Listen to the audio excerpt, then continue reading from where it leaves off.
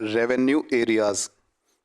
एक स्टेट को revenue areas में कैसे डिवाइड किया जाता है। मान लो ये एक स्टेट है।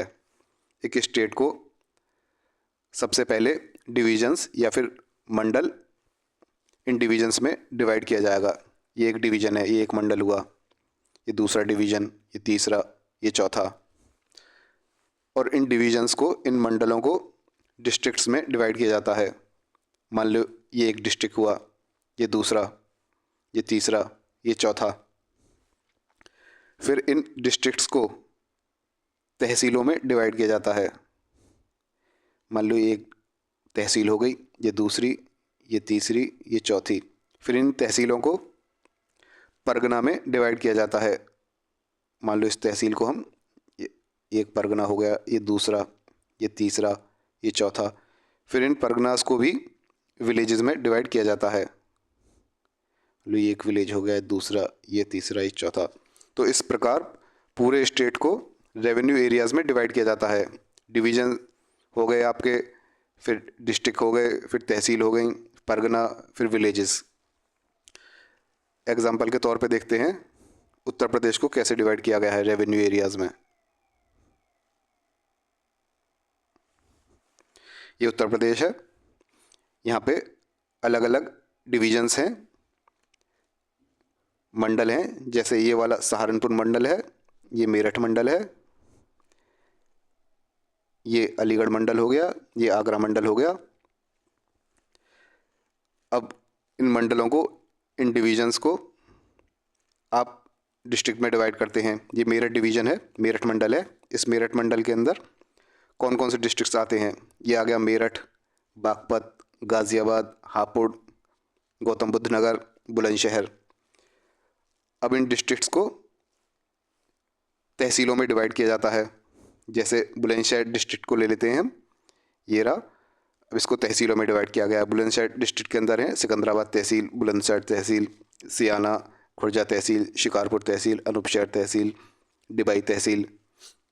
ये हो गए डिस्ट्रिक्ट के अंदर तहसील। अब तहसीलों को परगना में डिवाइड किया जाता है। जैसे बुलंदशहर तहसील के अंदर कौन कौन से परगना हैं?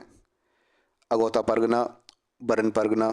ठीक है, ये बुलंदशहर तहसील को अलग अलग परगनाज में डिवाइड किया गया है। और फिर ये परगना जो है, इसके अंदर विलेजेस होते हैं। जैसे बरन परगना है, बरन परगना के अंदर ये अलग अलग विलेजेस हैं। मान लो ये भूड़ विलेज। अब ये एंड में आ गया आपका ये विलेज। ये सबसे छोटा रेवेन्यू एरिया होता है विलेज। ये विलेज के अंदर ये अलग अलग खेत हैं, खेत नंबर 1, 2, 3, 4 इस प्रकार। ठीक है, तो इनको हेड कौन करता है? पूरे स्टेट को हेड करता है रेवेन्यू के मामले में बोर्ड ऑफ रेवेन्यू। ठीक है, board of revenue, revenue board. और डिवीजन को, पूरे मंडल को कौन हेड करता है? कमिश्नर। डिस्ट्रिक्ट का हेड कौन होता है रेवेन्यू के मैटर्स में? कलेक्टर। एक तहसील का हेड कौन होता है? एसडीओ।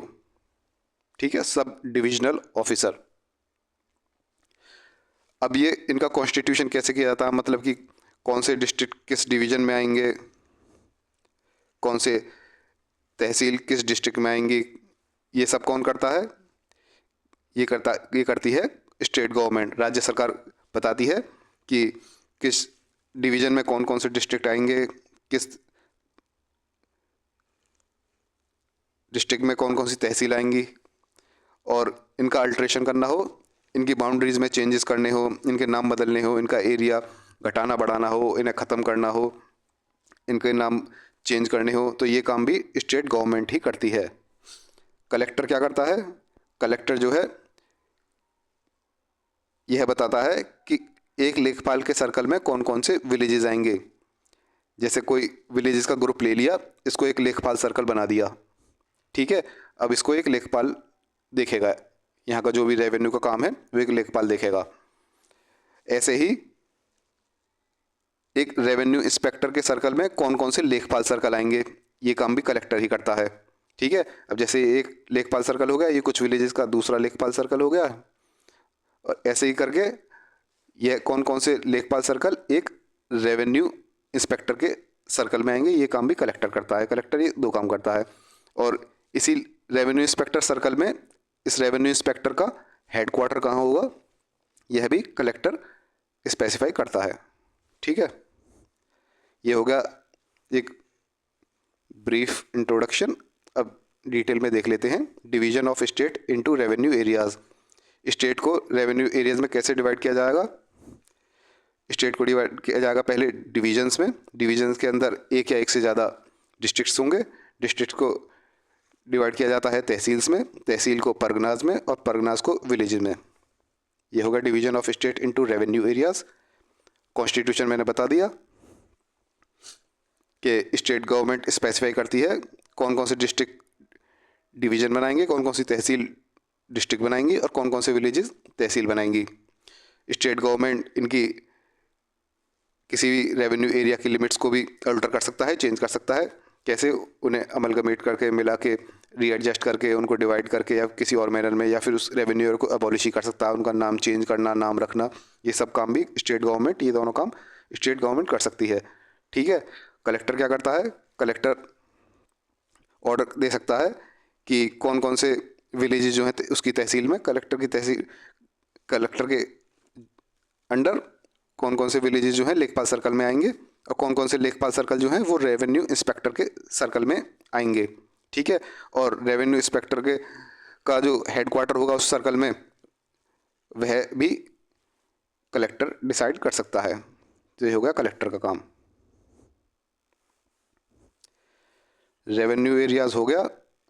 रिवीजन के लिए पीडीएफ चाहिए तो वेबसाइट पे मिल जाएगी, cllb.com। नेक्स्ट टॉपिक देखते हैं रेवेन्यू कोर्ट।